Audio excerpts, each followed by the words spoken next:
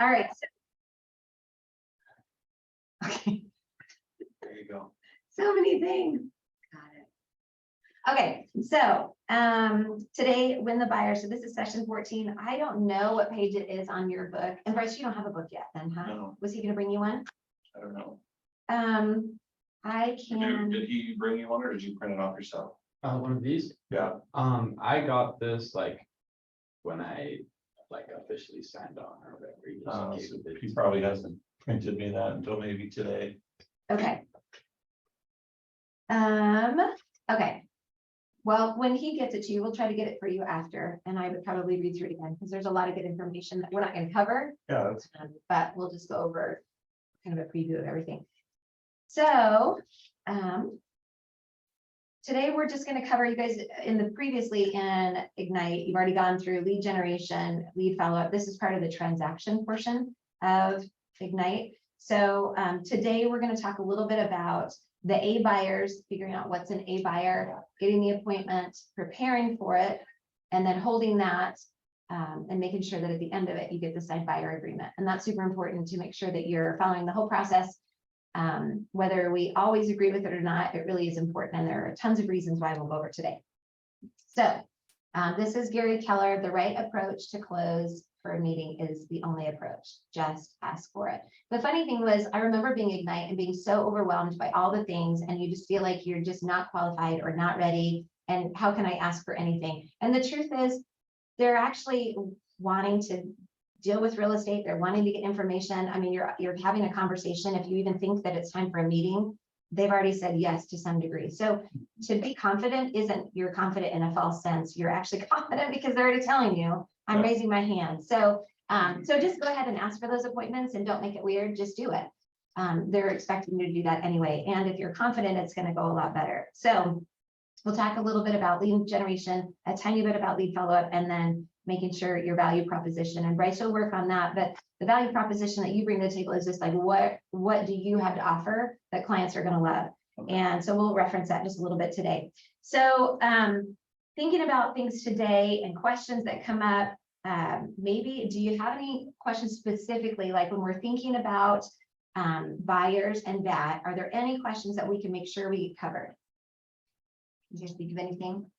I didn't hear your name. I'm so sorry. My name's Joel. Joel. Okay. Joel, is there anything that you've already had experience where you're like, shoot, I don't even know, or questions that have popped up? No, not really anything specific. I'm still, it's only like the second week I've had my license. Perfect. Okay. That sounds good. Well, there'll be a lot of questions. So if you guys have any, please. So, okay, very good. So we'll talk a little bit about what an A buyer is first.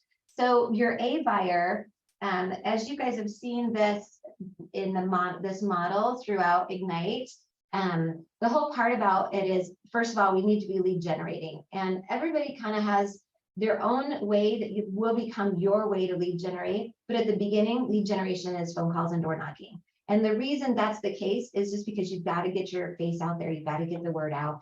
And as your business grows, your lead generation will probably morph into what your personality is and how you're doing business. And then that will naturally be there. But making phone calls, chatting with people will always be part of your business. And so I think that's super important just to remember that lead generation will always be business producing, regardless of how that works. You just have to be super intentional.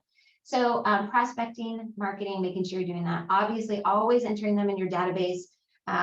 You know, it's right when I started here at KW, we were launching, KW was really starting out with their new website, and it wasn't fabulous. I will say that. And so I was more prone to using a notebook, and I was keeping track. But the problem is, you know, 12 pages in and I've crossed off people and made notes. It was really hard to go back through, and I couldn't make enough notes to see how many times I called and what they said each time.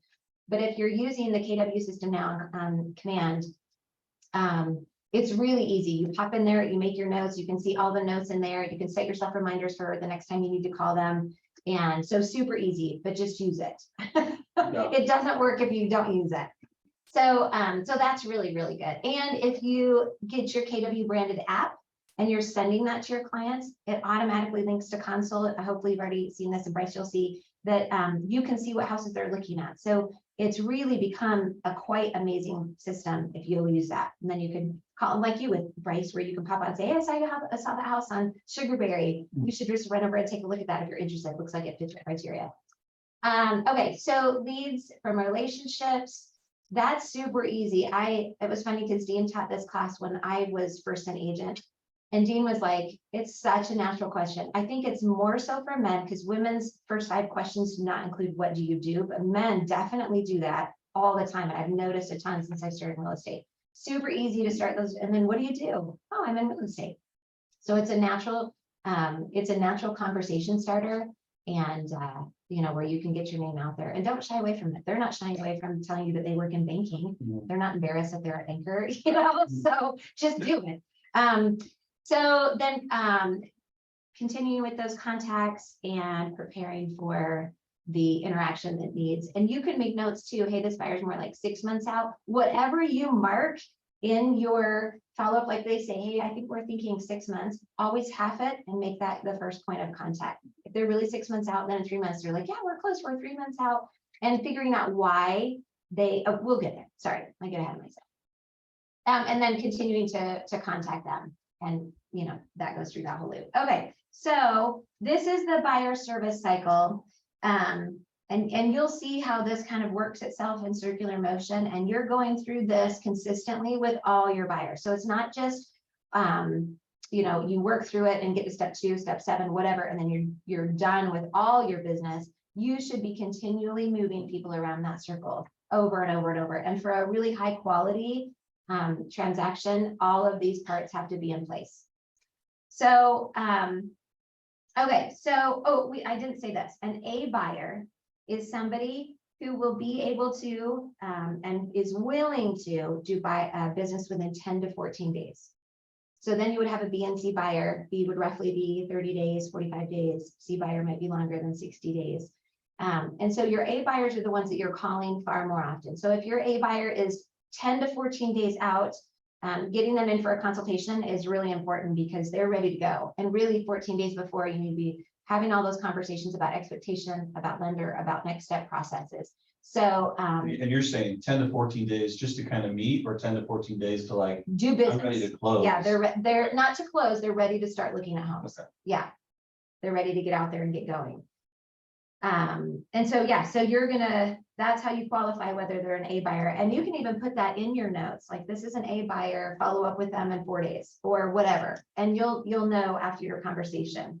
So do A buyers already have like a pre-qualification letter too? and that's what you'll have to ask them. Usually if you would say they're an A buyer, they've told you at least something to that degree that I've already got some information from a lender because I'm ready, right? If I am, hey, come on in. Downstairs hanging out. Oh, I'm so That's sorry. okay. Not We my tricked fault. you. My fault. Have you guys not seen him?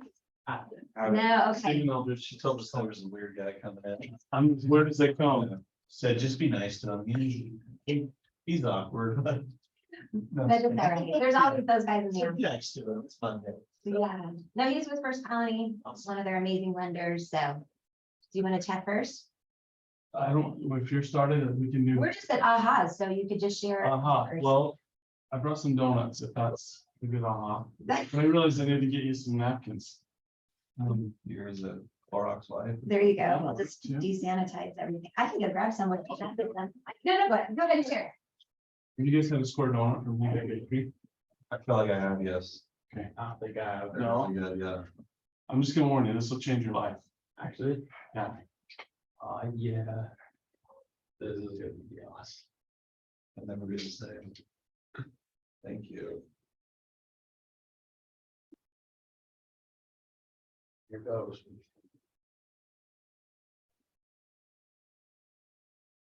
It's a nice donut. It's pretty good. Thank you. You're welcome.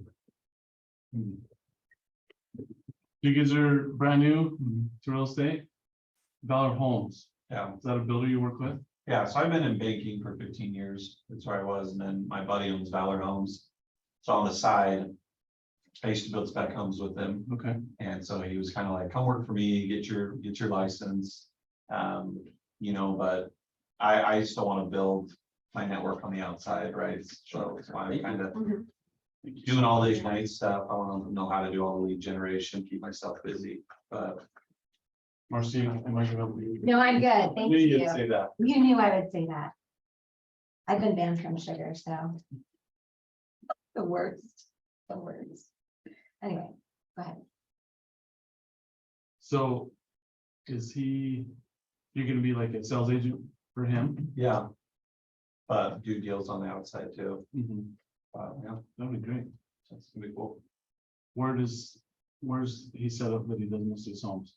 I mean, most of them right now have been down south, Mapleton, Salem, kind of areas where we've been building mostly, but. Yeah, I mean, there's some lots in AF that we've been looking at, but of course they're 450 for like, yeah, third of an acre, quite a bit more, whereas down south we can get a couple lots for a little bit cheaper. Usually go all cash and clean them up a little bit faster than most deals, but that's kind of where we're at right now. Yeah. And then you're renting too. Sorry, I didn't get your names. My name is Bryce. Bryce? Joel. Joel, okay. Okay, what brought you to real estate? My dad's been in it for Okay, like over 20 years, Nice. and Is he here too? Who is he?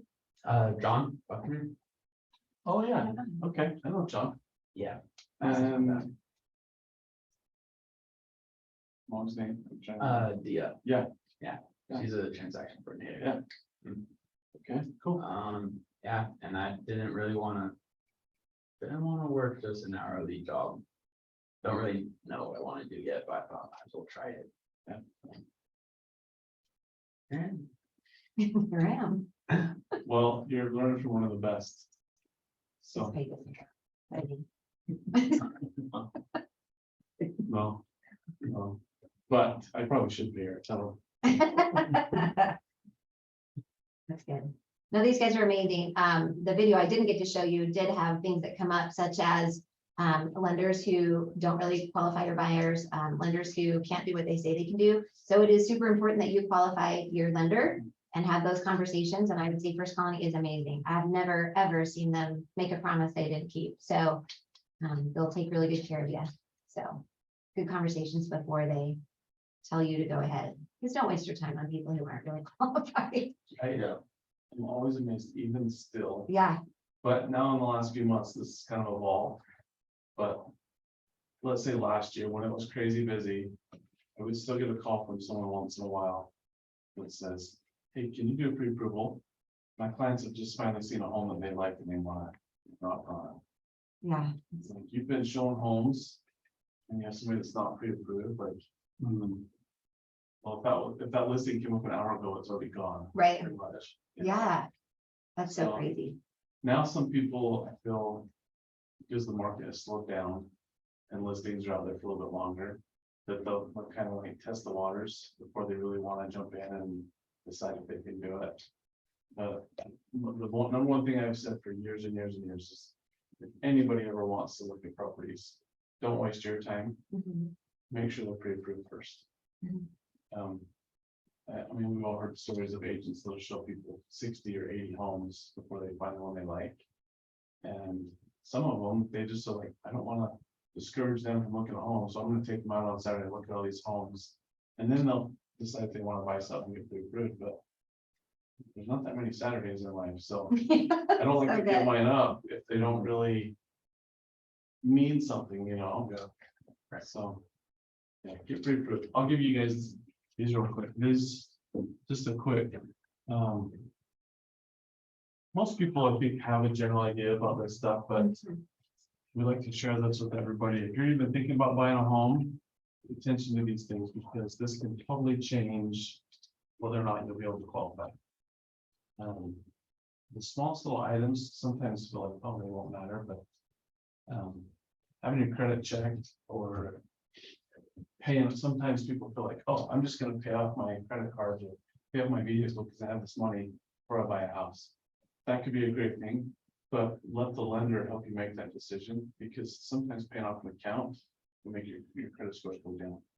That could mean a difference of maybe 0.25% difference in your interest rate. And now your payment goes out, you may not qualify because that debt ratio is just skewed a little bit, so. So remind me, I'm a little naive with this. I've been in banking for a while, but so you guys qualify them, they get approved. First Colony keeps the mortgage in house, or you guys sell it off? We keep some of our loans in-house. Okay. I would say the majority of our loans do get transferred to another servicer. I mean, you guys, you feel like you stay pretty competitive, like I've heard around the market right now, like Key Bank's jumbo loans are like.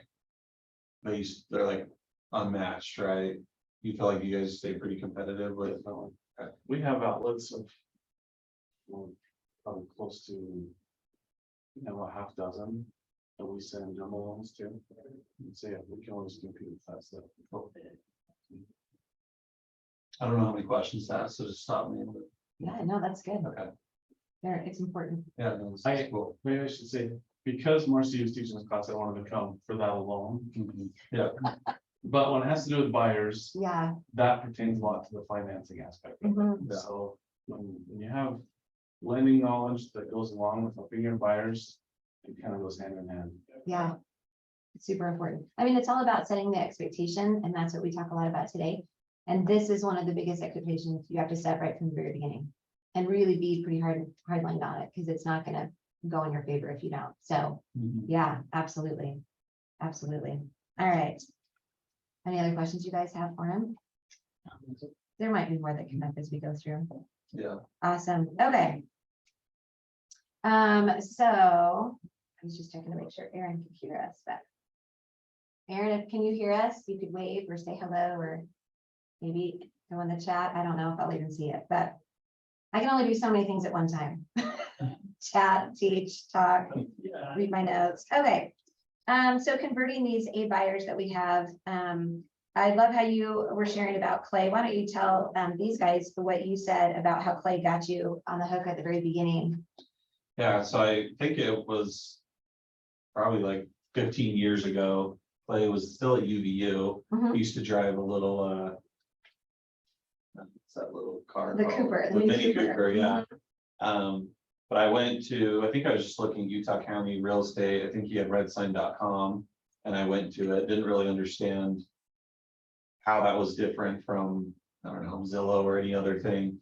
And I went on there and then he had a little button that said, show me the home or something like that. And I put in my phone number and then I got a phone call within like seconds, it felt like. And it's like, hey, this is Clay from Red Sign Team. Do you want to go see that home in PG? I'm like, yeah, when can you go? He's like, I can meet you over there in 15 minutes if you want. I'm like, whoa. And this guy is hungry, right? Like, that's what I want. And so I met him over there and then he went and showed me a couple more homes. And that's how I kind of decided I wanted to do business with him, is someone that was going to be that, I don't know, attentive to my Mhm. needs and answer my questions whenever. I don't want to say 24/7, but really, like, that's kind of what I expected, was someone that's gonna help me Yeah. get the best deal. And so ever since then, I bought and sold probably 5 or 6 homes through the Red Sign Team as a result of that. So That's amazing. Well, and I think some of our systems that we've adapted since then are making sure things get taken care of first. We'll talk about the buyer consultation today and why that's important. I think that zeal is exactly what you want to keep either way. I mean, it'll save you, and it will sell a lot of people on your service and what you do. So I think that's really good. Getting important, let's see, sorry. Getting the, that is not the screen. Okay, responding right away, getting valid and complete contact information and putting in a command, creating an opportunity. The opportunities in there are really good. You can put them in, you're just following up with them. You can put them in that they're actively looking. You can qualify it however you want on there and then take your notes in there. So you have all of that. And then their motivation. So you can speak to what that looks like. And if they're ready to go, I would say, gosh, let's get you in today. One of the things I know, especially when the market was so crazy, is nobody wanted to meet because they're like, just show me the dang house. Like you said, it'll be gone in an hour. And so sometimes you kind of have to read the market and you have to read the people and you got to know, but you'll just know if you're not qualifying them well, you might still be wasting your time. So you just have to figure that out and adjust with what's happening. If the market is that fast, say, absolutely, let me call the seller, see if I can get that in the meantime, while I'm scheduling the appointment, you're on the phone with my lender.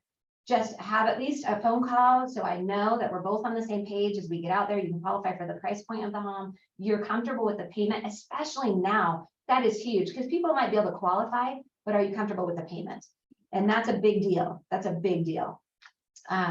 So determining their motivations, so you can get them in, and then getting the appointment as quickly as possible. And the part of the great thing about getting information in command is just making sure that you can market them both with their email, you can call them, you could text them, and then hopefully you know the best way to contact them, because everybody's a little different what they want these days.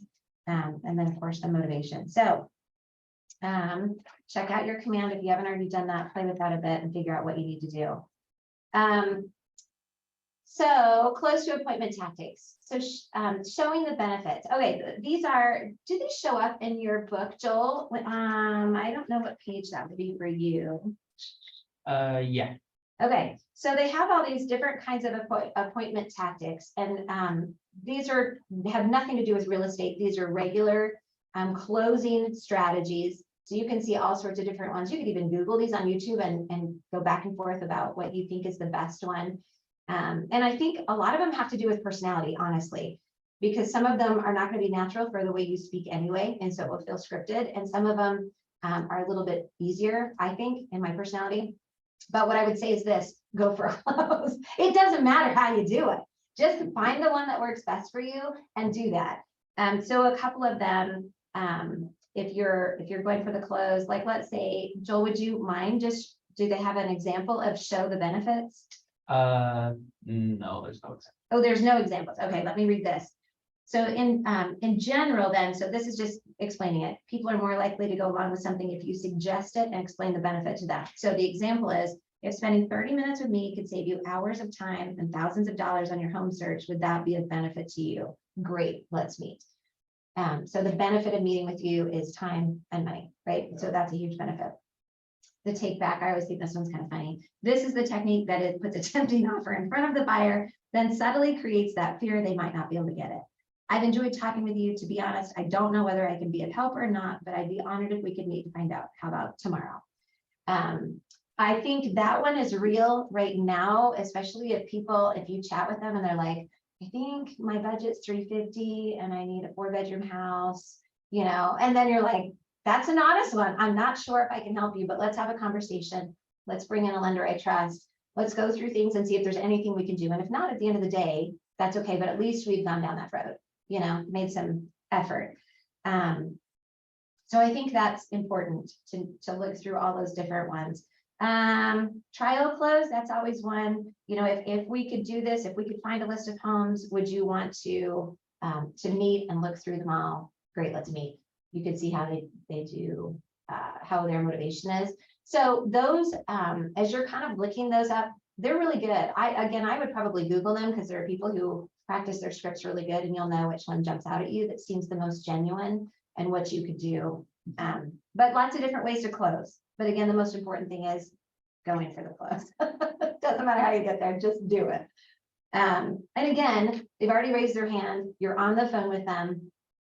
They're already talking about real estate. That's something they're interested in. So you're not being pushy. You're offering the service to provide what they've already told you they're interested in. So, all right. So if a buyer does object to meeting with you, what would be your first thought on that? Like, what do you guys think your reactions would be? Or So you're saying I pretty much gave my spiel to close, Yeah. and they're like, I don't know if I'm super interested. yeah, maybe they say, I'm not ready yet, or I think I'll do it on my own, or whatever. Yeah.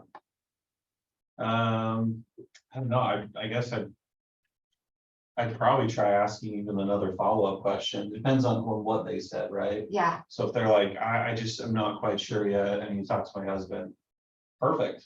Well, how about you talk to them? I'll follow up with you next week, right? yeah, If they say that they they're gonna go look on their own.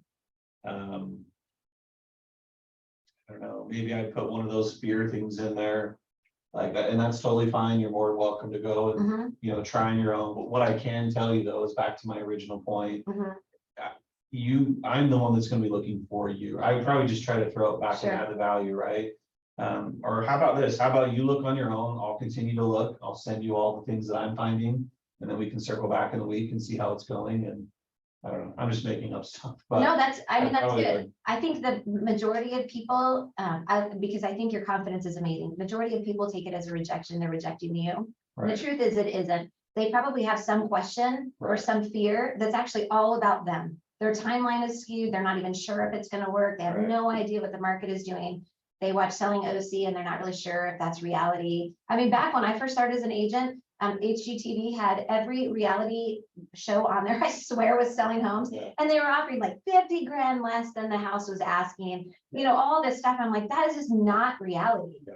So if that's kind of where you're at, or that's where they're coming, you just have to realize it has less to do with you than it does to do with them. And so asking those questions, figuring out what it is, and like you said, like, I can totally understand that. That makes perfect sense.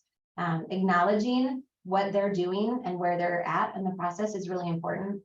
But figuring out the real issue really is the most important part. Yeah. And then offering that solution and urging the agreement. So I think I think there are a lot of questions you could ask to investigate deeper. So tell me more about that. Help me understand where you're coming from on that, or have you done any digging in that area already? So what are your thoughts on that as you're moving forward? Want to make sure you have good information because there's, you know, who knows where they're getting it from. So if they've, depending on where they've gotten their information from, it's important to make sure it's the right information. So one of the Y4C2Ts or Y, Is it, yeah, what more? yeah, that is a big, that's part of our value system here at Keller Williams. One of the big things that we talk a lot about is communication. Seek first to understand. Trust starts with honesty and commitment in all things. So your value as a buyer's agent is to understand where they're coming from and then help meet that need. It isn't about you or selling yourself or any of those things. It's just being confident that you have a service that you need, that you would like to provide to them. And so that's a huge benefit to them.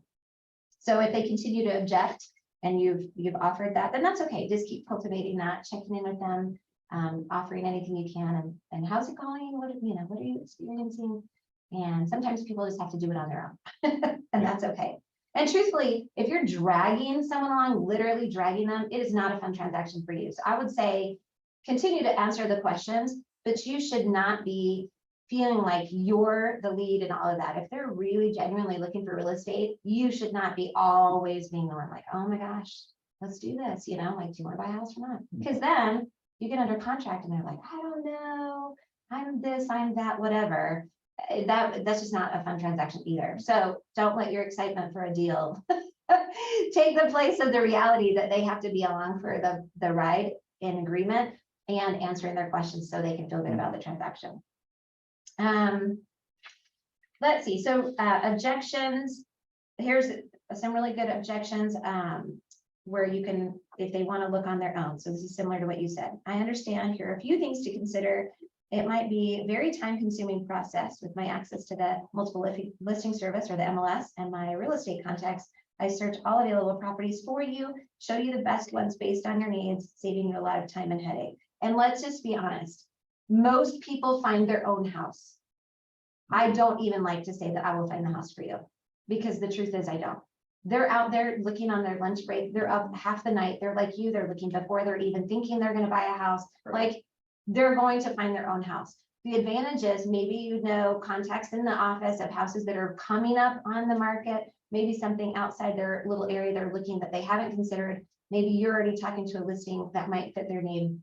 Those are real statements. But I don't know that I would make that the biggest selling point to looking on their own. I think looking on your own is listing agents are not going to show you the house. They represent the seller. You want somebody who's representing you, who's looking out for your best interest. So looking on your own is fine. You'll probably find your house. I'm not going to look for it at 2 o'clock in the morning, but in the end, you need an agent you trust who not only can get you into the house and make sure that you're qualified, has good lenders to work with, but secondly, or thirdly, I guess that would be, is, well, once you find it, now what? You got to have somebody in your corner who's going to go to battle for you, who's going to help you figure that out, who will help you meet expectations that are along the path, get inspections, those kinds of things. So that's really where I think the agent benefit is not finding a house. It's what happens every other thing after that. So you can set them up on searches, all of that kind of stuff. But that's my thought. And then the buyer who relies on searching online, and by the way, that's usually where they find it. The reality is many times home advertised online may not be available anymore. And a property appears online is not the same as seeing it in person. So you need that licensed agent for that. Finding a house is the fun part. We can do that very efficiently based on your expectations and needs. Once you find the house, the hard work of submitting an offer and getting you to close all begins. So this is the part of the service and the expertise I provide as your fiduciary. So I think that's important to note too. If people want to use Zillow, things like that, I always say, listen, if you're going to look online, that's great. If you want to do your own searching, you don't want me to start a search for you, but don't use Zillow. Don't just use Google. Don't use Redfin, because especially in Utah, we're a non-disclosure state. So not everything that's on there is actually listed. I have had people send me a home. This didn't come across your search. I want to see it. I go looking, it was sold over a year ago. So it's down, people get all excited. And here's the thing that gets them excited. The price is always less. Oh, yeah. That's your first clue, people. It sells a lot of times the same. Yeah, because like- people forget to pull it. But it's undervalued too, because sometimes, like, I think my home on Zillow still says I have an unfinished basement. Right. So the value of it's way less, and I'm like, And if you've lived there 5 to 7 years, you look as a pre-listing, your house might come up as a pre-listing, that because the potential is that most people sell their house between 5 to 7 years. So Zillow targets that to generate lead sources that maybe somebody's interested in selling, although it's not necessarily true. You might not even be looking to sell your house. So telling people really what's out there, where is the best place to look for homes? You can look at those others, just don't get your heart set. And I'll check it out and make sure it's actually a real property. And you wouldn't even know that. You'll call an agent. What about this house on Oakhampton? Oh, I sold that a year ago. And then they're going to generate it. Well, hey, clearly you don't have somebody looking for you. What can I do to help you? How can I help you find a house that will work for you? So, all right.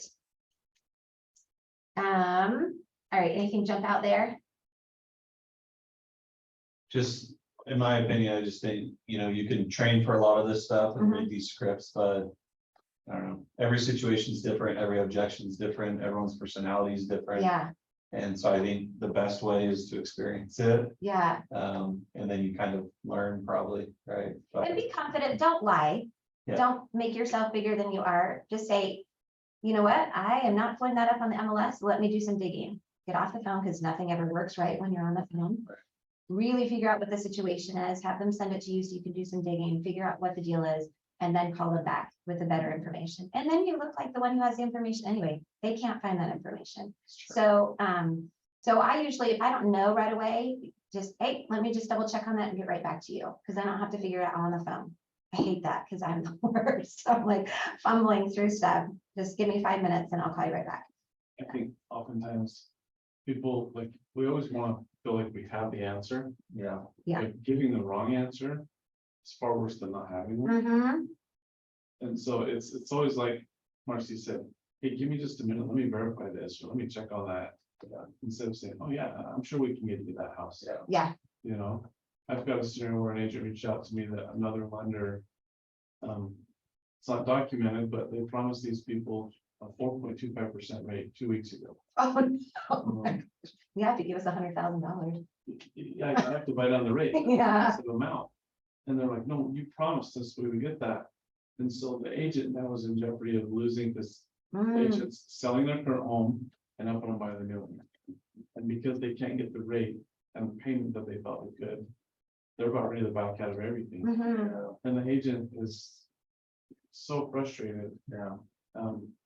I feel bad, but like it's an opportunity that I say, well, is it in writing? I mean, you want to make sure that these things are disclosed, or that you're showing them information. Yeah, I like the strategy of taking a moment, because I think, maybe Joel's the same, like, I feel like as a brand new agent, there's overwhelmingly like a ton of knowledge that I just like have no idea. And so that's one of the things I think about is I get this referral Yeah. from this, like, I don't know, some really aggressive executive at Adobe or something that expects me to know everything, and I'm gonna fumble and lose the deal immediately because I don't know what the hell I'm talking about, right? But I think just to be able to say, hey, these are all great questions. Maybe I can get really good at asking questions, and then as soon as I get the data, say, all right, let me check on a couple of these things and let me call you right back. Yeah. Because I could see myself fumbling too and being Yeah. like, I don't really know, and then then I lose the deal, right? If you translate it to your banking world, you're comfortable saying that. Yeah. And that's okay to say. But it's funny that as soon as we get into a new business, we're like, shoot, I cannot tell people I don't have the answer. The truth is, you're not gonna have all the answers. And it's great to be able to have somebody else in the office that you're partnering with or that's mentoring you. You can call and say, hey, weird scenario, can you help me figure out what a good objection handler would be, or how would I approach this? Quickly just chat through a couple of things. I mean, it makes all the difference in confidence building, but saying you don't have all the answers is really okay. I wouldn't say, gosh, I'm a new agent and I don't know that, but I would just say, give me a couple minutes, let me research that house and I'll get it to you. So, sorry, I just said I'm learned. Homeschooling mom, I don't remember anybody's schedule. She goes to Lehigh now for 2 classes. I'm like, I will never remember to pick you up. Anyway, okay, so, all right, so now we're preparing for the buyer's consultation. So we've set the appointment, which is vitally important. Now, I will say this, if they are not willing to meet with you, the important part about meeting with you is that if you do not meet with them, you have no idea what they're looking for until you get to the house. And then all of you are fumbling through the first 30 houses you're looking for because you don't even know what they're asking for. So the most important about getting the appointment is this is a benefit for them. This is not just you lead capturing. It really is a benefit for them. And when you're chatting on the phone, hey, I'm so excited you're interested in real estate. I cannot wait to meet with you to find out what it is you guys are looking for. Really ask you a whole bunch of questions so that when we find these houses, I know whether this is going to meet your need or not. And if houses come up that I'm looking at, then I know I can give you a call and this is really good for you. The other thing is, I want to set your expectation, make sure I answer any questions about how the transaction works, because I definitely don't want us to bump into any of those things where it was a miscommunication. So we're just going to go over all of that, set it up. Let's meet in my office, take about 45 minutes to an hour, and then we're going to save ourselves tons of time and communication along the process. And I really think it's all about expectation. You're bringing them in here to set expectation, and both for you and for them, so they know what to expect of you, and you wouldn't know what to expect of them. Would you say that it's vitally important to get them in face to face, or most people nowadays just want to, let's just be virtual, I don't have time? Yeah, that's okay. I feel like it's a little non-committal, because if they can't even meet with you for an hour and this is a big deal, then maybe they really aren't interested as much as you think. I would say the motivating factor is less, unless there's extenuating circumstance. Sure. They only work, I don't know, they work 12-hour shifts over the night and they literally are not awake, or they're outside the state or something like that. I would say meeting here is really important. And you know, the other thing too is you can, I say this as a woman, I can say this more often, but you guys can say this too as offering. Hey, it's just safety. We all know the world's just a little crazy, but if you come in here to my office, we meet face to face, we can really get engaged. We know each other as a real person. It's just for everybody's safety. Let's just meet at the office. And I think people appreciate that too. So I think it's one of the layers, when you meet someone in person, if you're asking them, okay, do you want a 4-bedroom, do you want to live in Mapleton or wherever? If it's a couple especially, mhm, when you ask those questions, you'll always see like, one of them be like, oh, they'll look at Yeah. the other. And so you know, like, okay, this is a concern or something you need to touch on. Yeah. With lending, if my deals, if I meet with them in person, they go so much better. yeah. Because you can read those expressions and get a better feel, and they get to feel you. So I think meeting people just makes everything that much better. And I think too, understanding their personality type over the phone in a 3-minute conversation, you don't know. I will say this, I'm a pretty peppy person. I don't know if you know the Enneagram, but I'm a high 7, so I'm always about the party, always about the fun. And that's just the way I came into real estate. Like, this is gonna be good. I can't wait to see people, they're gonna love me, right? Total 7. Anyway, I went on to show a house to a gal I didn't know. And I showed her one house, and in the end, then I got home to an email that said, I felt like you were so insincere. I felt like you were just all about laughing and having a good time, and you were just not interested in what's going on here. I think in an office setting, it gives us the opportunity to just not stress quite so much. It's my turf, right? Come on in, let's be in a business presentation. And now I get to see your personality too. How am I reading you? Are you responding well to what I'm saying? And I can kind of adjust my own personality. So I had to learn that one the hard way, that not everybody thinks that life is a party. They don't always want to do that. They think smiling is offensive. So I just had to take a step back and realize, again, it wasn't me, it's her, and that's okay. That's just how she perceived things. But I just can get a better grasp of what's happening when I'm in a presentation. And so usually I start out fairly serious. So excited you're here. Thanks for coming. And you guys have trouble, whatever. Move off a little story, build the trust, right? Move off a little story that they share. That's so exciting, you guys, that you're moving here. Where are you moving from? Tell me a little bit about it. Then moving into what they're looking for. So, okay, so this consultation, so obviously you're confirming the appointment usually before you get off the phone and the location. You could send a quick text or email to confirm that, maybe even day of, if it's gonna be a few days out, I would send that confirming. Do not say, does this still work? You are just confirming that you set the appointment. Don't give them an out, don't make it easy for them to just say no. Just say, hey, looking forward to meeting you in an hour, whatever. Here's the location, here's the time. And then making sure all decision makers attend. This is super important. If their husband can't come, if their wife can't come, hey, what's a good time when both of you guys can be here? Because it's so important to make sure we're all on the same page. You guys are in agreement. I want to hear what's important to both of you and make sure you both feel heard. And I think that's really important too. Okay, so the buyer guide will kind of go through and then prepare your meeting space. If you just come just a few minutes beforehand, get the rooms all set up, make sure it's cleaned up. Sometimes people leave stuff. Also, if you plan on using the TVs, come a few minutes ahead and figure out how you're going to do that, because nobody wants to get into a room and you can't do it. That is so embarrassing. So don't do that. What else? Oh, and you guys, I don't know if you've set this up yet, but you can actually set up which room you're going to register for online so that you have an appointment, because the rooms all have to be booked, because otherwise somebody else might have them. Yeah. Okay. So real quick, Yeah, back to not knowing everything. yeah, So it's easy over the phone, Uh-huh. but what happens when, and I know you're probably gonna try to get all of your ducks in a row and like have everything ready. But what happens when you're in here and you have all these questions fired at you and you're in this setting, so you don't know everything? mhm. You can't really be like, hold on a sec, let me go find the answer. I'll be back in 5 minutes. So how do you typically handle, I don't really know how to answer that. Yeah. So what I would try to do is I have my notebook there already because I'm taking notes. Okay. And so typically if it has anything to do with non-real estate, like let's say it's a mortgage question, that is such a good question. I'm going to write that down because I'm going to make sure and send the lender an email and CC you on it. And we'll ask him that question and let him fire. Do not answer a question that's outside real estate. It's not your world.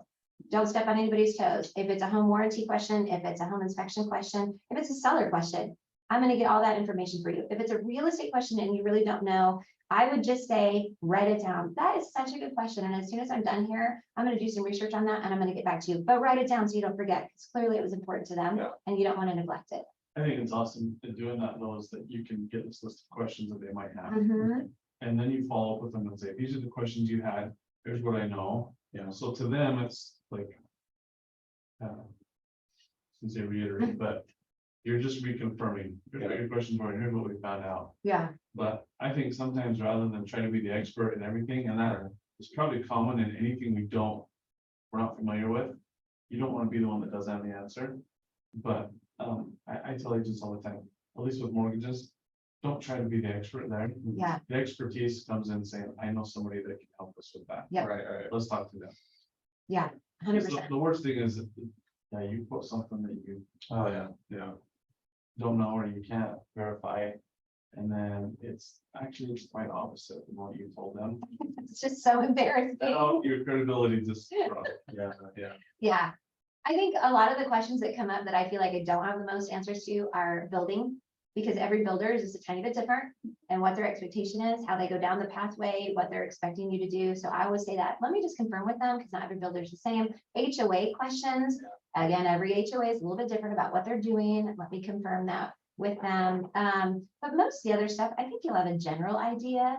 If you realize you're going down a path, your inner self is like, don't go down that road, to say, you know what, I'm just realizing I don't have a really complete answer on that. So let me just get one for you. Yeah. And I just think that's a fair answer. Let's see. So, all right. So areas of value proposition.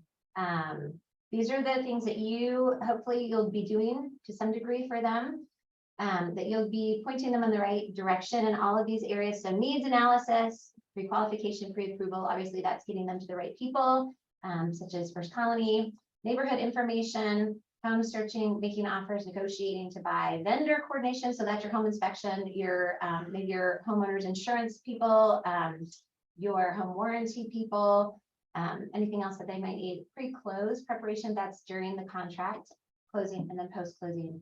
And so those all are important parts of the process that you're going to talk just maybe a tiny bit about. Okay. And again, it's really just going over stuff with them. Now, what they want you to do in this session is create this buyer's packet that you'll have. And I would say that is great. I love having a buyer's packet to put with all your information. But it is, I think on the one that they have as a sample is like 30 pages. Please do not read this to your clients while you're here. It's more a memory jogger. It's to keep you on task. Make sure you ask all the right questions and just fill them with some information. Do not, in my opinion, do not sell them on yourself. Hey, here's some reviews if you're interested what people have thought of my service before, but you don't have to read them for them. You just keep going through it. Here's some things that I've done in the past or whatever. I would just leave that with them and they can go over that information.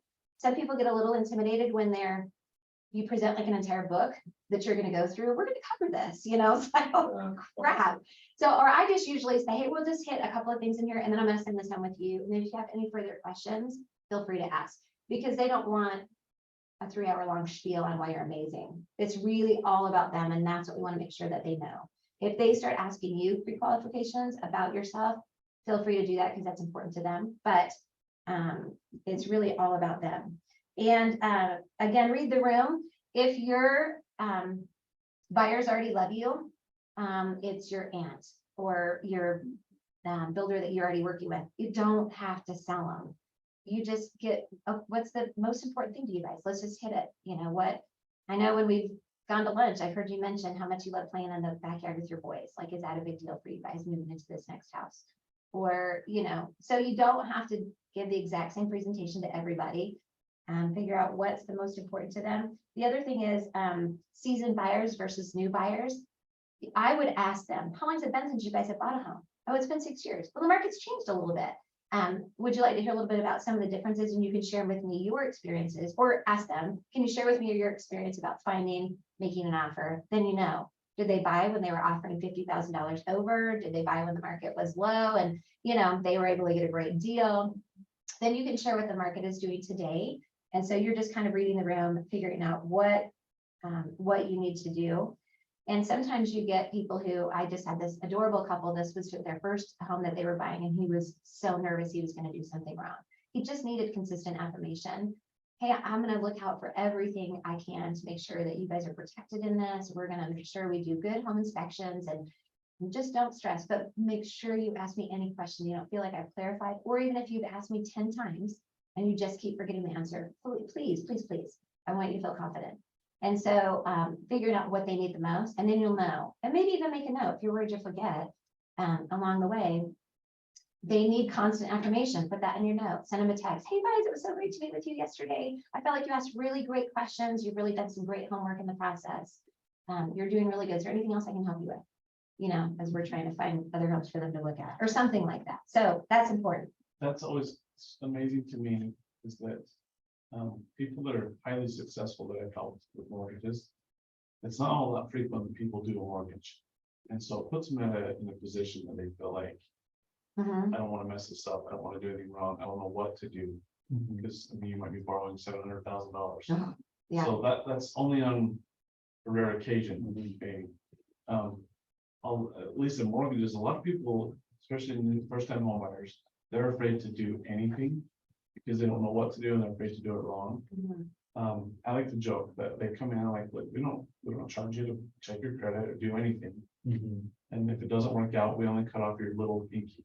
Yeah. And I've said that to so many of them, and they're like, and then they realize, like, oh, I said, we never like to tell somebody, no, you can't buy a house, Right. but it might not be today, but let's make a plan so that it Yeah. happens next week or in 3 months or whenever. And that, I think, helps people feel so much better about it. It's just all about asking those questions and finding out. Well, and I find, especially with mortgages, because people are a little afraid of being told no and feeling like that embarrassment and my credit is so bad, like that's a rejection on me personally, right? If it was my credit, it feels really difficult. So when people are saying, I just don't even know if I can, hey, that's so good. That's okay. We don't know either, but we have these great guys who can walk through there. And there are a lot of programs that you can even sign on for. If they can't do it today, they can figure out what's the next steps and help you so that in 3 months or 6 months, you are so ready. 3 months and 6 months is not that far away. You just think that just happened yesterday, that was 6 months ago. We can figure out a plan for you and then you're ready to go. Well, and sometimes waiting can be advantageous. Yeah. And so it doesn't have to happen right now. I mean, depending on the time of year, you get the springtime, like, April 1st, there's a buyer's frenzy. Yeah, So if you have somebody today that's maybe not ready, let's get you ready, and maybe in January, you can start shopping when Yeah. somebody else wants to. right. So it's always just, let's figure out a way to help you. Guys, right? This next part is they have this buyer guide contents, and I would not put all of these things. There's actually like, it doesn't show up on this page, but there are 30 things on the one that they show on my screen, but I would not put in any financial worksheet. I would not do any credit check request. Do not do anything about interest rates because it changes by the second. Do not do any, you could put items required for a loan application only as a point to the person. These are the things that your loan officer is going to be asking you for, but I still wouldn't do anything beyond that. And you know, Keller Mortgage, that's an option you can always put on there if you want to, but in my opinion, and my husband even does loans, I still give them two, because I don't want them to feel pressured that they have to do this. But I always say, here's the benefit of why I think you would work with so-and-so. And for the team, you know, we had one preferred lender, we always work with two. And then I would say, here are two names that I would recommend that you get, you chat with, and here's what I sell. You know, first colony, here's what I would say. So I think that's really information, really good. And you could even do something like this in your buyer's consultation with the do's and don'ts. And then here's my preferred lender on the page, you know, so that they have that contact information right there. And so there are a couple things I would not put in there. Market analysis with price ranges and trends. You could make that specific to their market, their local market they're looking at, but that's so narrow, especially when most people and if they're moving from California. I've had so many people coming in from California saying, I just need to be within 2 hours commute of where I have to work, because they're used to that. Well, you can work in Logan then. Yeah. That would be stupid. So it's obviously, but our ranges are huge there. You can work anywhere. You live anywhere and work, you know, at those places. So narrowing that down, I probably would put maybe some information, but not that specific, because Are all these on the KW resource? they are. Okay. Mhm. The buyer guide that I'll show you guys how to find it, the buyer guide actually does come up with a lot of this stuff. And not all of this is going to be for every buyer. Sure. You know, depending on where they're at in the process. You could leave the information in and just not go over it too. But the KW, the app is amazing. You could quickly share that with them during the meeting, and then they could finish setting it up when you leave. If you haven't already shared it with them beforehand. But yeah, there are a lot of things on there. Mistakes to avoid is a great one. Buyer questionnaire, that will help you get through there. Let's see what else is on there that doesn't show. That was my contacts in, I actually can't read the paper. But it is on there. Does it show up on yours? I don't think so. Okay. Buyer guide contents. Does it have a little box for that? No. No, okay.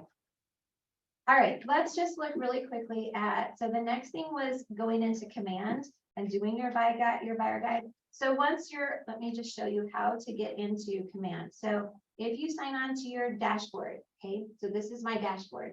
This is the main page that you're going to pull up on. All right, and then you go down here on the side to designs. All right, and then you're going to create a design. Over on the side, this would be a print one. And there are lots of things you could do. You could do social blasting, you can do email blasting, you can do anything. And so you could pick what the format you want to choose from there. And then on here, then you go down to the side and there's the buyer and listing ones on there. And it actually has tons in there already for you. So you could just pull one that you like the best, and then you just put all your information in. And you adapt it however you want to. So it's really super simple. And they have majority of what we're covering today, they already have on their buyer's consult, and you can take out pages or add pages if you want to, but gosh, it's much easier than that. Yeah, that's easy. So it's super nice. What about the little, I swear I've gotten like a nice pamphlet, they stuff everything in. Do they provide that stuff here, or do you have to like order that? So they used to sell folders right here that have a little KW on the bottom. I don't know if she still does. I think they were like $1 and they're really thick, heavy folders. And so I used to take a stack of those home. And so you could do that and put it in there, or you could 3-hole punch it and put it in however you guys want to present it. But yeah, you could do that. I would print it in color for your people. Yeah. And you can print here, and I can't remember what the charge is for colored ones. You can get black and white ones for free, so you could go along yourself and do a black and white one. But anyway, so that is super customizable, way easy to figure out, and really, really easy. And they have a ton of videos that you can watch too on how to do it. So if you get a little confused, don't do this 10 minutes before your presentation. Like figure this out the day or two before, so you have all the information.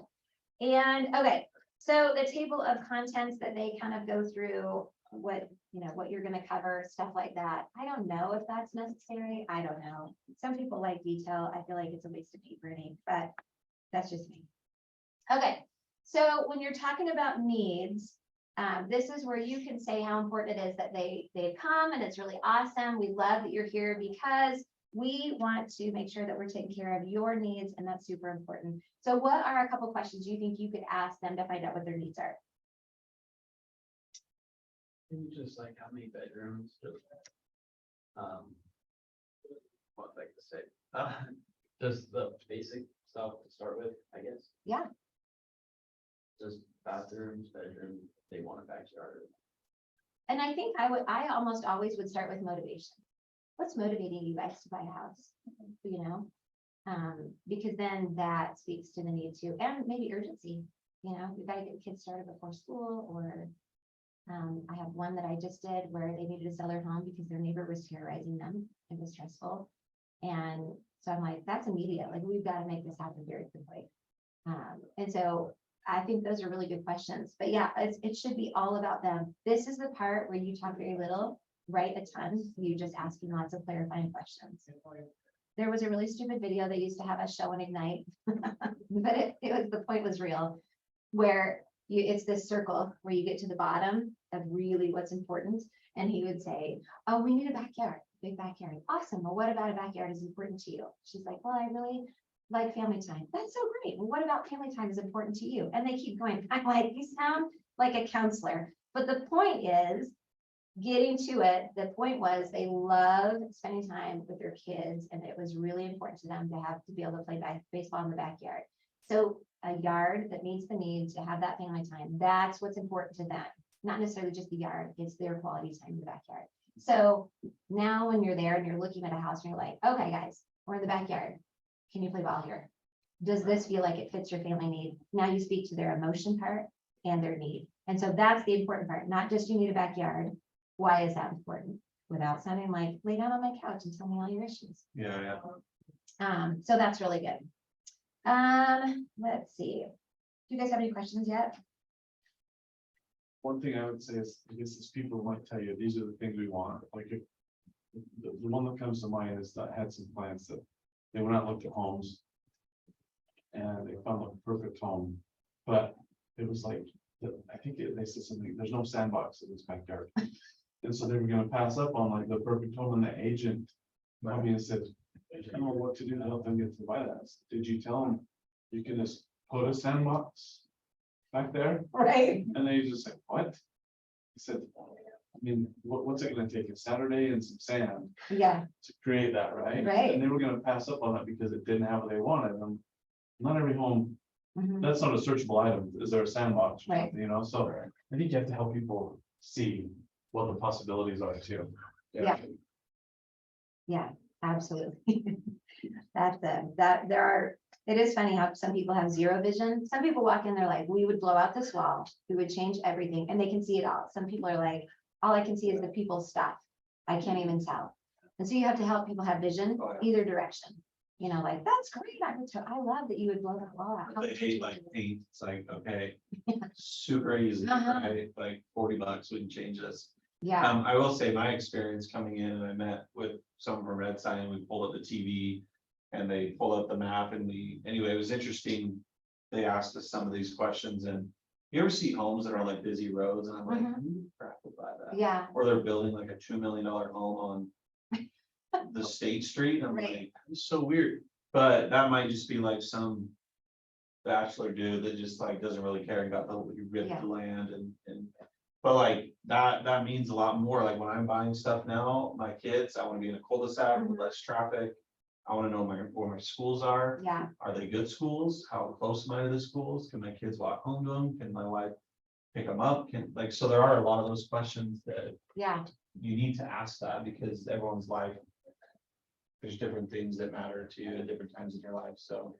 one of the things I will say too is that KW offers KW snaps, neighborhood snaps. So I don't want to be the person who knows every single thing about every single school. That I just don't have interest in that because Yeah.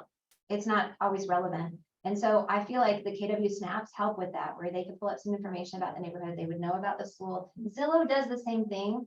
I think a lot of people go to Zillow for the crime. They have a good crime thing Really, wow. where they can see where the most, I mean, it's just like a dot where crime happens. So you can kind of see pockets of crime that happens. But KW has one too, where you can look through that. You would see the neighborhood snaps. You can see what's happening on there. And so you could say, hey, on my app, or let me send you the neighborhood snap. So it sends it, I can't remember how often it sends it, like once a week or something like that, where it tells information that's happening or whatever, and what's going on in the neighborhood. So you look more like a professional without having to know everything. Or you want to make sure that they don't know that someone died next to them. Last Yeah. week, there was a shooting here, but Yeah, I'm shooting everywhere. All right, so the next part about this is building your preference profile here. I think this is where you're setting your expectation and talking to people about what you're going to do. So you're asking them how, what's your favorite way to receive information? I don't know that you need a page, but maybe this just helps bullet point for you on your notes. When I first started out, I would just have the questions I wanted to ask and make sure I got the answer, communication, and phone numbers. And so then I would just fill that out as I was going through my page. You could have this in there and you could ask that, but it is important to know how they want to be heard from. And if you're going to turn off your phone, just say, hey, don't be embarrassed that we don't work 24 hours a day. We have to have boundaries too. So just set them. And then people that aren't weird about it. I'll try to answer any questions that I get by email or text by 8 o'clock in the morning. If you send it through the night, don't worry, I turn my phone off at 9. So I don't hear anything after that. That's when I close down for the evening. So feel free to text me. I'll try to get to you, after 8 o'clock in the morning, and I'll have that answer to you. If I don't respond right away, it's usually with a client, but I'll get back to you as fast as I can. Shoot me a text or give me a call and I'll do that. But setting expectations for people is really important. So they know how to reach you and what's the easiest. If you're not going to work on Sunday, that's okay. In actuality, we live in a state that everybody understands that. And in most other states, Sunday is one of their biggest business days for real estate. So it's great. So just say, unfortunately, if you're under contract and there's a timeline that's scheduled over that, you might have to deal with things. Just say, usually I take my Sundays off and I'll answer it either Saturday night or first thing Monday morning. But let people know, because then they're not freaking out on a Sunday when you're not getting back to them. Yeah. And same thing for them. How do you feel about Sunday conversation? Would you rather if I just waited if it wasn't urgent? Just setting expectation. During your buyer's consultation, take notes. You might be the smartest person and you literally never forget anything, but it shows value to the client that what they're saying makes a difference to you. And so write down information. I even write it down if I know it's the same thing everybody else asks for: 3-bedroom, 2-bath, single family house with backyard. Literally everybody else the same thing. So I write it down because it's important. It's important to them. And I want them to know that it's important to me to know that too. So as I'm going through the buyer's guide and you start with this wish list. Now, here's the thing. You give people some people, you give them what's your wish list, and you have like 48,000 things on the list. So again, reading the room and who's involved and what they're doing, I start with very simple questions. Tell me the area you're looking at. And what is it about that area that you like? Is it close to the schools, close to your work, it's close to your mom? What's most important to you? Be really, really careful not to ask questions about family status, anything that might get into fair housing. Like, I know it's so weird, but we have to be really, really careful about like assumptive. So you and your husband are living there, like, you know what I mean? Like, or your mom or your whatever, who will be living with you? Let them set the tone of what that looks like. Okay, awesome. So will there be any children? Will you have any pets? Those are really great questions to ask. And non-negotiables is really good for your home. If they are against HOAs, don't show them anything with an HOA. And that's a really good question. So rather than giving them a runaway topic about your home's wish list, like a pool and a view of mountains and whatever, I just say, what's your top 5?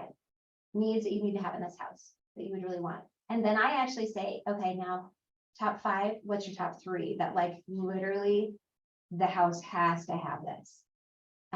That way, when you move, you go and you're looking at homes and it has maybe their top 5, maybe it only has their top 3. And then they're like, oh, but it doesn't have a sandbox. Well, when we talked the other day, I didn't realize sandbox was in the top 5. Is that one of your top 5 things that really has to have? Okay, so it's something negotiable that we could figure out. We could buy one after the fact. We could, you know, run to Costco really quickly and get one. Is that now something else moved off the list? If that's important to you, absolutely, let's make sure it's on the list. Because sometimes you forget, whatever. Actually, I would say this is higher than that. Moving condition, that's important, things they want to work on. And I love this question. When people are saying, no, it doesn't have to be move-in ready. I'm willing to do work. Okay, great. Tell me, what kind of work are you willing to do? People think painting is doing work on a house. That is not. I'm thinking renovating. I'm thinking, do they want to rip out a kitchen? Do they want to take out a bathroom? They redo the whole top floor? What does some work really actually mean? Because that's a good qualifying question. Let's see. Those are other good questions that you could ask. I would say this, when at this point, then I would typically pull up, we've already maybe had a quick conversation on the phone about it. So typically I'll already have something pulled up on the MLS. And then I pop over to that. And this is probably what Matt did with you because we did it a lot on the team. I now put in quickly a handful of those criteria that I know I can search for on there. Make sure you practice with your MLS. Pull that up on there, start clicking through the homes. All right, this one meets that criteria, 3-bedroom, 2-bath in Mapleton. All right, I'm just gonna glance through the pictures. Tell me what you see. Ooh, I hate red walls. Okay, so red walls, that's like offensive to you. Would you be comfortable painting it? I'm not a very good painter. So automatically you assume they think it's thousands of dollars, right, to have a red wall. So, okay, so maybe we don't show anything with red wall. What about this kitchen? Does anything stand out to you? I cannot deal with white cabinets. My kids are such slobs. Okay. It doesn't mean you're never going to show them a house with white cabinets. It just means it does not jump out at them. It isn't something that's going to sell them. So I just go through a handful of houses and photos and I'm listening. Maybe those are ones we look at, maybe they're not. But it's really more about getting a feel for what they like. And if they do like it, I just jot down the MLS. You just said those 2 homes were something you might be interested in. Would you want to take a look at those? We can schedule an appointment later today, whatever. But figuring out what their top 5, then again, their top 3 is, and now you pull that out a ton when you're out there. Awesome. Looks like this checks off the boxes of all 5 of those. How do you feel about it? Does that look like it does for you guys too? The other thing is that sometimes when you're showing homes, oh my gosh, I'll never forget. Do not ever offer an opinion on the house unless they have given theirs and then they ask yours. Yours is not important. I remember walking into a house and it was so gross. The carpet was disgusting. And I was like, oh my word, I would definitely have to come in and like totally. And I was like, wow, this might need some work. And then as I realized the lady is in love with this house and she loves it and she does not see at all what I'm seeing. And I was like, why did I stick my stupid foot in my stupid mouth? Just don't talk. Don't offer your opinion unless they're asking. And then at the same time, I would just be careful. Yeah, it looks great. I mean, I think the color matches the floor and, you know, what are you guys seeing? Just quickly spin it back to them. How are you visioning it? You know, would you change it? Would you keep it? What do you guys think about it? So they don't care what you think. In the end, you're not living there. So, So quick question. yes. So how do you find that balance of just like being overly excited and asking all these questions versus inserting some reality into it? So in a world of Instagram and Pinterest, like, and my wife's whole family's in the tile world, like everyone wants their home to look like Rachel Parcells. Sure. Or something. So you have people that come in, you're doing your consultation, you know, they're pre-approved for $750, and the list they're giving you is everything that's not going to be in $750. Yeah. How do you have that like courage and consideration to have that? I don't know. Yeah. You don't want to lose the sale. Yeah. So you're just trying to be like Mr. Positive, right? And like, yeah. But really, most of the stuff on there doesn't fit in $750. How do you bring in some reality into it carefully? I just say you have to be honest. Do not give them a dream that you cannot provide. So your job as the professional is to be professional. If you know it's just not there, then you just say, I'm going to do my very best to do that. What I want you to know is right now, $650 is roughly like a starter home cost right now. So if you're envisioning this is going to be a luxury home, we might not be able to find that. But what I can do is help you find a property that if you have family and tile and you know what you want, let's get you great bones. So that as you're building that up, as you have family who can do this, so you already know that the flow is gonna work perfect. So as soon as you put your leading touches on it, it is luxury. But you might not be able to find that unless we go up in value. And if you're not able to do that, that's okay. That's okay. But your house is gonna go up in value, especially as you're making these additions. Right. So I just wanna be honest with people. If they tell me, we need, our budget's 350 and whatever, like, man, it is such a tough market. I'm so sorry that it feels like super frustrating because they usually will express some frustration. I'm sorry, that's really frustrating. I feel you, I've been there. But let's see what we can find, and then we'll talk about whether that works or not. It is where the market is, and I can't change that, so I feel like it's more empathizing. Yeah. I mean, a year ago, 2 years ago, finding a $700,000 house would have been like primo. Most people are like, yeah, $1 million house. That was, everybody's like, what? We've arrived. Nowadays, $1 million house, you're like, I still have to rip out the entire kitchen, Yeah, renovate the whole property. yeah. Like, when did this happen? So I think helping people recognize, like, it's catching everybody off guard, but it is what it is. It's where we're at. So we have to be realistic. So don't lie to them, or don't make them feel good about it, in the sense of, like, it's not your job to sell it. The market is the market. You're not the bad guy. It's your job to help them be honest and to see value the way it is.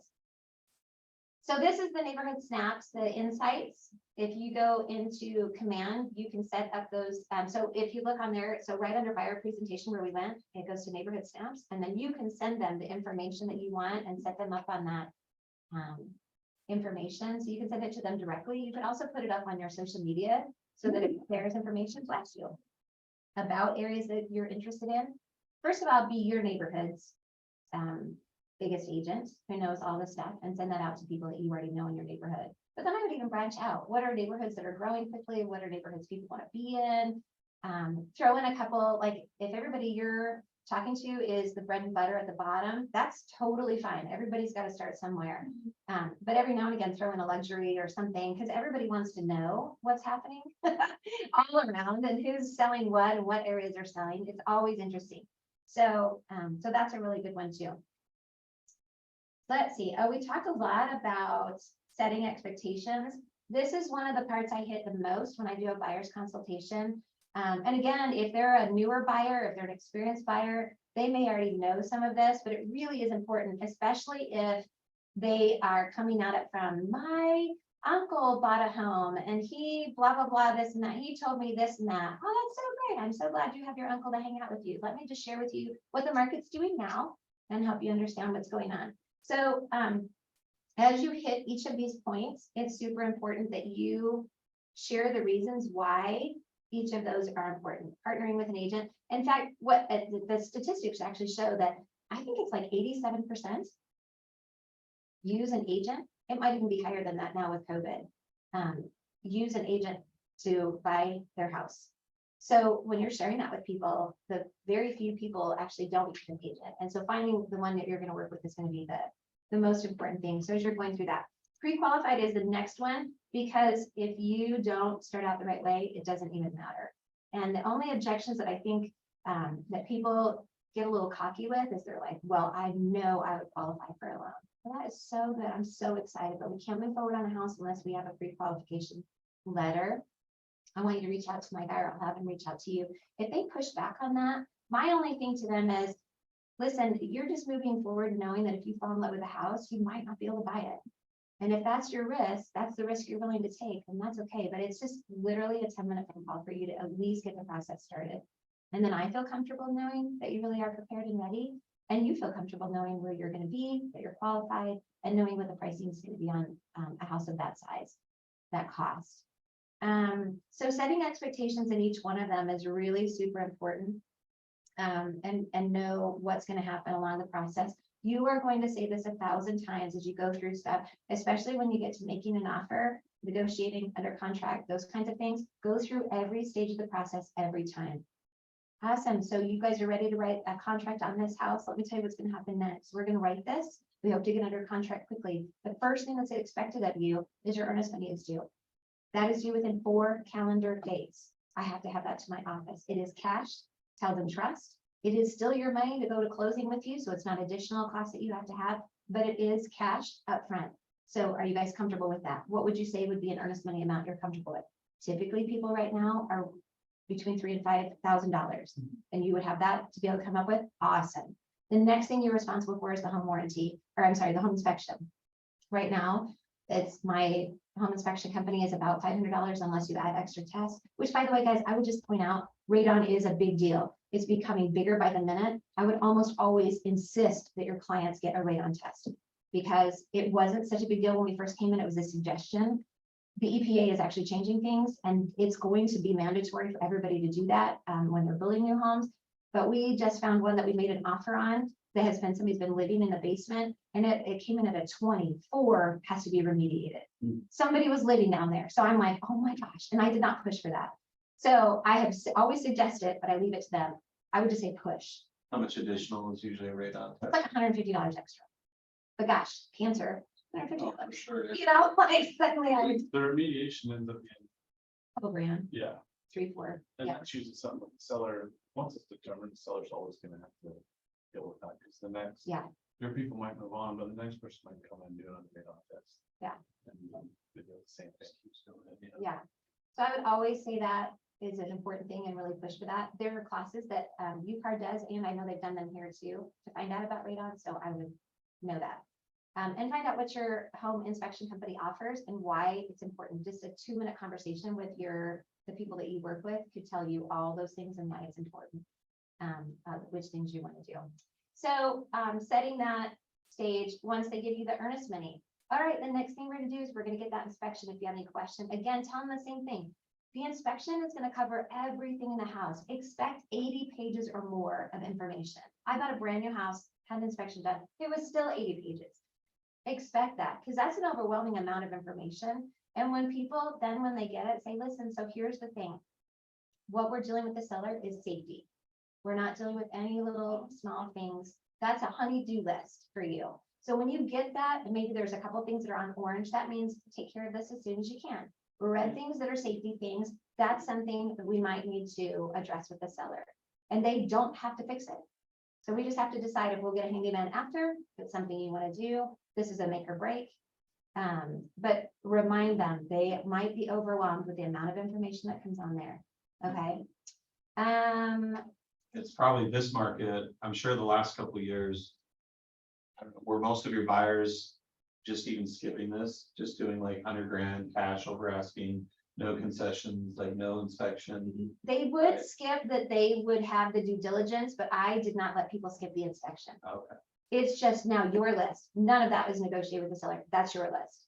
Got But it's still smart because then they know you have to take Well, it and hold and Yeah, because ultimately, if they find something, yeah, they may be willing to deal with whatever it is. If they find that one item that's like, you know what, that's the deal breaker, at least they can move on. Yeah. yeah, Find something else. yeah. Sometimes giving up your earnest money is worth it. It was that bad of a house. yeah. for sure. So, but you could even have your inspector run over and do something quick. I mean, my inspectors are amazing. They're super fast at what they do. So if I'm like, hey, I've got to hustle this through, they were willing to do that. So that's just a big time talking that over that. I cannot stress this enough. You're going to go through this 1,000 times with your people and make sure they understand. Even day of due diligence, even if they've already said, hey, we're good, moving forward, I remind them today is your final day of due diligence. That means your earnest money goes hard after this. You guys have been excited. I'm really excited to move forward. Just wanted to make sure we are good moving forward, correct? Because I just don't want anybody to be unclear. Oh, I didn't realize that's what the date was. And then I tell them, awesome. Your next deadline is your financial appraisal. If the lender hasn't already reached out to you to order the appraisal, let's get that going. It needs to be done by X date. All of that and the final approval that he's getting has to be done by this date. Super important that if you are at all lagging and getting that information, they have to have that today, you know, or by whatever, in order to do that for you. Inspection, you probably, if you under contract, what, maybe 2 weeks to do that, and then appraisal and financing, what do you, 30 to 45 days, or? No, usually 21. Transactions are, yeah, 21 to 30 days. I would say most inspections are done within about the first 3 to 5 days. Yeah, yeah, Okay. Because I don't typically order an appraisal until the inspection is done, so that nothing is gonna hinge on that. If you find something and say, oh, we don't want this, you don't want an appraisal already in process, they can't, because we still have to pay that appraiser Right. for whatever work they've done, so we want to try and keep those tight timelines, but one usually hinges on the next. Okay. And for a new purchase, is it always the in-person physical appraisal, or can you do the electronic one that's quicker? It's always in person. There are rare circumstances where, well, new construction is always physical appraisal. We have had the appraisal waivers over the last few years. Those seem to be fading out a little bit now too. Do I understand? If a home hasn't been financed in a number of years, say you have. We've seen this where some people are getting appraisal waivers, even with huge amounts of down payment or whatever. So somebody's buying a home and it just had not been financed in like 8 to 10, 12 years. No other appraisal's been done on that home and won't get a waiver, which it's not a big deal, but I mean, It's just timely. We're under timelines, and so just reminding them. And even checking in with your lender and saying, hey, are they providing information quickly? Do you need me to be a secondary voice reminding them that they have got to keep up with you? Because things just, the problem with lending is, right, you get things going and then they request documents and it kind of goes to the need to work on file, right? Well, it doesn't really come back. If those documents don't come, you're kind of on the bottom. So then it has to go get its way back, put it, so you just have to keep people moving as quickly as possible. And I know it's stressful, it's a lot of information. And that's another expectation I tell them. Hey, back in the day when we did handshake loans, like in 2000 and whatever, my husband, they did so many scary deals. He was like, babe, I'm telling you, they would just lend money on a handshake. And it was like, you got a job and you make 300,000. Excellent. Here's what you can buy. just need a heartbeat. That's what- Yeah. It was so scary, but I said, the problem is we swing, right? Every pendulum has a swing. We're on the swing, we're correcting, but they're gonna ask you for a ton of information. When you think you've gotten everything else, they might ask you for some more again. And then right at the very end, they might come up with something else. So just be flexible, be willing, but be quick. And I tell them that too, so that they're not like, geez, this lender is the worst. It's not the lender, trust me. So that's important.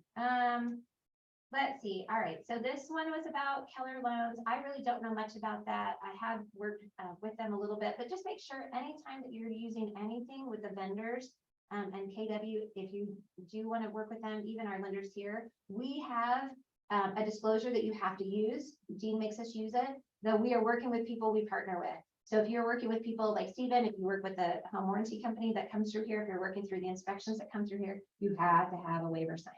Because there are vendors that we work with, but they're not KW. Okay, so just make sure you put that in your buyer packet of signatures that you need to get from them.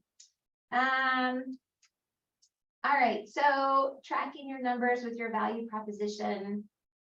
Sure, I probably would not go over that. There's consultation. Again, I just feel like they're already there. They either like me or they don't. I don't think my numbers are going to sell it, but that's just me personally. Anything else in this moment? You guys have a question? Ahas? Good, because we are running this. All right, the buyer's consultation. So meeting with them first, making sure that you know how you're going to meet, when you're going to meet, and what it looks like. I would have either the PDF version of the consultation you have to go through at the time, or go through it online and then email it to them so they have it right after. Either way, it doesn't matter. Or you could give them the option. Would you rather have a paper copy? Some people like paper. I like paper. So you could decide how you want to do that, but make sure you have everything ready to go for the consultation. And then go in just knowing, again, they're there with you because they've already believed that you are a real estate agent who can provide, because otherwise they would not show up. People don't have time to mess around. So start out knowing you're on the right page. You're going in the right direction. So this is an affirmation that you can choose, and just remind yourself that you're really good. So I am knowledgeable and caring and the best agent for these clients. They will appreciate my expertise and preparation and choose me to represent them as they buy a home. So you can say all sorts of affirmations. There are tons of really good things online that you could look at too. Some in KW, some KW's done on like YouTube and whatever too, just to help you get into that. But you already got into real estate thinking you could do this, or else you wouldn't have even signed on to take the test. So you already started.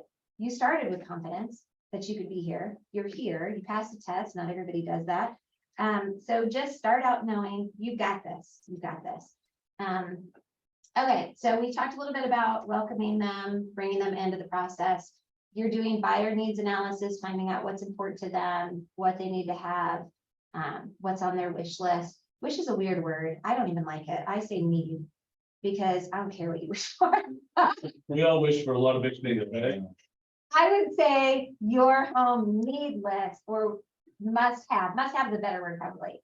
I don't use wish, personally. Okay, this is another thing that over the last couple of years, we've had to really talk a lot about is the love letters. Because a lot of us sent that, myself included, where we sent that and that was part of getting our buyer accepted if there was a multiple offer situation. So now it's become illegal to do that because of the Fair Housing Act, and that's okay. Everything is adapting and changing as new things come up. But just let people know if they're like, hey, we want to write a love letter, that doesn't work anymore.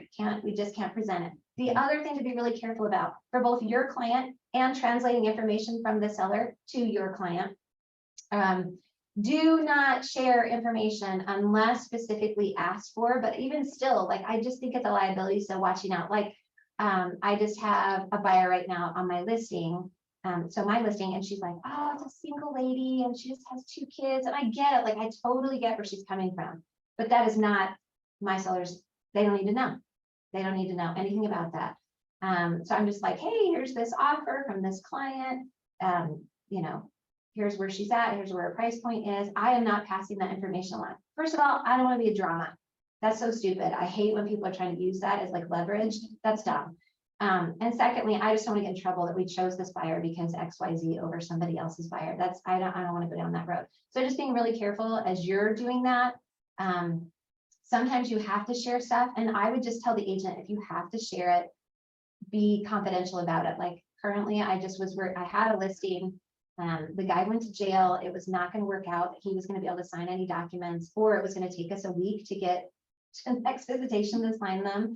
It's so tricky because I don't want to create drama in that either. And so it would have been something, the good thing was I'm not working with that and they're not going to be listing it. But just to say to that agent, hey, just between you and me, please do not share this with your clients. This is a non-communicative client.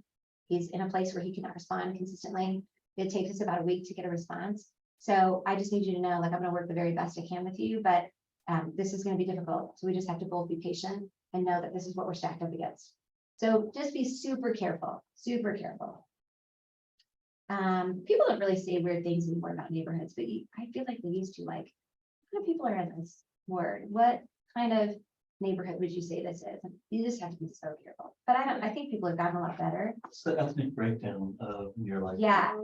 Yeah, that I get more questions about, is this word like old or young? They have any young people? I'm like, you know what? I really don't know. If that's something that's really important to you, chances are you probably know how to contact somebody and find out. Yeah. As the agent, I'm just not sure. You know, so drive around the neighborhood at night, see what's outside. I don't know. Nobody does that anyways, right? Yes, but they're still gonna go scope it out. Right. Yeah. So, so I think that's important when presenting, just being super, super careful. Do not send on love letters. Don't write them anymore. Just be really careful. Nobody wants a lawsuit. And okay, so the signed buyer agreement. We're almost there. We're almost there. All right. So closing for the agreement. The most important thing is closing for the agreement. The whole point of bringing them in was so that you could work with them. Can you work with them without a buyer agreement? Yes. Can they walk? Can you get nothing? Yes. And so you have to risk that. You have to decide. Honestly, I think it is important to have that buyer agreement signed. And you could just flip it across the table just as easy as, hey, this is so great. I'm so excited to work for you. So here's the agreement that puts me to work. And you just break it down real quick. I would read through it before you're presenting it to them. So if they have any questions, you know what the answer is. But some of the things I just say, and this might change depending on how the market is now fluctuating, but my commission is paid for by the seller. For me personally, I only take what's listed on the MLS. And so I do not ask you to cover the difference. That says that right here. And all the rest of this says is I represent you. I'm going to work my tail off for you. I'm not going to be double representing, so I don't have to compromise my values and our integrity to get this done, but I'm going to work really hard for you. So if you'll just put that on there, that's great. So in your buyer agreement, there's just the agreement, but the other things are the due diligence. That's a really great thing. It has like 20 things on there. Then this is exactly how I say it. Here's 20 things I am not a professional at. And if you have any questions in these areas, such as structural, such as lending, such as home inspections, I'm gonna find you a professional, but I just need you to know right up front, I don't have all the answers to all these questions. The other one about vendors, you could explain that one if you want. That one, hey, I've got a lot of people that I really prefer to use because I know they're really good at what they do. And this just says, I work with them consistently, but they're not affiliated with KW. So it's not a weird thing to ask for the agreement. I mean, you walk into a doctor's office and they have you sign a whole bunch of crap, you never even read it, right? So like, I just think we make it weird, they're not making it weird. And if they have pushback on getting that signed, again, it's just questions like, so absolutely share with me what your concern is. Because it looks like you're already putting me to work anyway. What was your concern about what we talked about? You have a concern about me personally as an agent? Help me see what you're saying. How long do you normally kind of go under contract with them for? 6 months usually. 6 months. Right now, if the market gets any slower, I'd probably be a year. But I just always say, they don't need to be tied to me for the rest of their life. And you can also put, so it closes at the end of this transaction. So they don't have to be used for life. I have had some people who are working with other people as far as investments and things like that. So maybe we define it on there, like this will be a Utah County single family home, because they're buying lots with somebody else and they can't have 2 contracts out there for stuff. So there might be those, you can even have an addendum that states that, like, we're only working on this one particular thing. So, and the other thing is, this is the only other argument people ever say, the objection. Well, I'll probably get a discount if I go straight to the listing agent. That is not true. That is not true because the agent has already committed, or the seller has already committed to that agent how much they're giving toward a buyer agent. That commission has already been set beforehand. If that buyer does not have a buyer's agent, that listing agent gets double the commission. So it's actually not a savings to you. Sometimes that maybe that agent would be willing to do that and cut that, but that's absolutely not a requirement of them. They in fact make double the commission and they're not looking out for you. You will be an unrepresented buyer. So you're welcome to go down that road. I just would hate for you not to be represented. And somebody else who just got super excited, they're getting double the commission, so Wow. It's already signed. If the listing's on there, it's done. It's a done deal. So for you to go in and negotiate that may or may not happen, because they don't have to give it up. I do feel like that's something people don't realize. Mhm. 'Cause that was always my thought too, was I'm gonna come in and just not have a rep, Yeah, and then I'm gonna try to negotiate like 15 grand off the Mhm. purchase price or something. So that's good to know. yeah. So, and sometimes people will, if agents are uneducated, maybe they're like, shoot, I do have to reduce it, but you don't. So you can represent both sides. You can, some offices, I think we can do a double here with Dean, but he really doesn't love that. Where you can represent both sides. I don't know how you could. I don't even know how it's legal, honestly, because you can't technically represent 2 sides, honestly, ethically. But anyway, so there's that. So go for the close and make sure that you're asking for it, and then wrap it up with what will happen next. So after you're like, awesome, okay, here's the list of questions that I'm going to get answered for you. Was there any other question that came up that you guys that I didn't write down? Awesome. Okay, so here's what we're going to do next. I've written down these homes that you wanted to see that we just took a look at or whatever it is. I'm going to set up the search for you. You should start seeing that hit your email either tonight or first thing in the morning. I'll send you out your neighborhood snaps for these areas or whatever.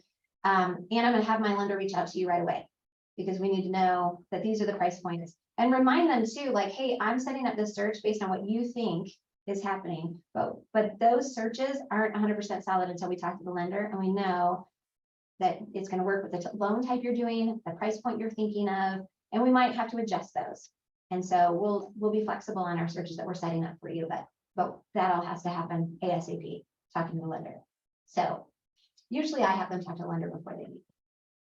Because I don't want to have conversations. This is not worth my time. It's not worth their time either. Like, save yourself some time and make sure that we all know what we're looking for. So yeah. Anything else? You guys, do you have any questions? I know I talk fast. I'm sorry. They give so much information and they shorten Ignite. Work through it. That's good. Yeah. Well, buyers are amazing to work with. It is a little bit harder right now, again, where you're kind of back to buyers can take their time, dilly dally for days and months and weeks and still get the same dang house. And so sometimes that's a little frustrating, but narrowing down what people need and just reminding them like the time is now that the house might not be available, you know, whatever the case may be. They do have a tiny bit of an upper hand right now, but markets change all the time. We've seen that. It literally changed overnight this spring. So we just don't know what it's going to look like in a month, but all I know is what today. Obviously, if I had a magic 8 ball that worked, I would be a bazillionaire because I would have predicted all of this and made really smart moves, but I didn't. So here's what we know for today. And house prices will continue to go up. So, yeah, so I think that's a really good, it's really good to have buyers right now. Really good to have buyers, preferred over sellers, which is normally the opposite. Normally you have sellers. So my contact information is here. If I can help you guys in any way, I'd be more than happy to. I love working with buyers. They're my faves. I fall in love with all my buyers and then I get sad when it's so. Anything else? Thanks, so I feel like I asked everything. I wrote down your info too, so. Awesome. I think it was that 3905? It is. Okay, Uh-huh. sure. Yeah. I just like to keep the mystery. Yeah, Yeah. so I texted someone and they're like, no, I don't know who this Marcy chick is. Yeah. Please, please Yeah. tell her That's right. that, okay. Awesome. All right, you guys. Do you have questions for Steven? Yeah, okay, can I get a card from you or cards? No, this is awesome. Oops. Thank you. Yeah, it's, I like having the in-house stuff. It is nice. I know there's some people I worked with.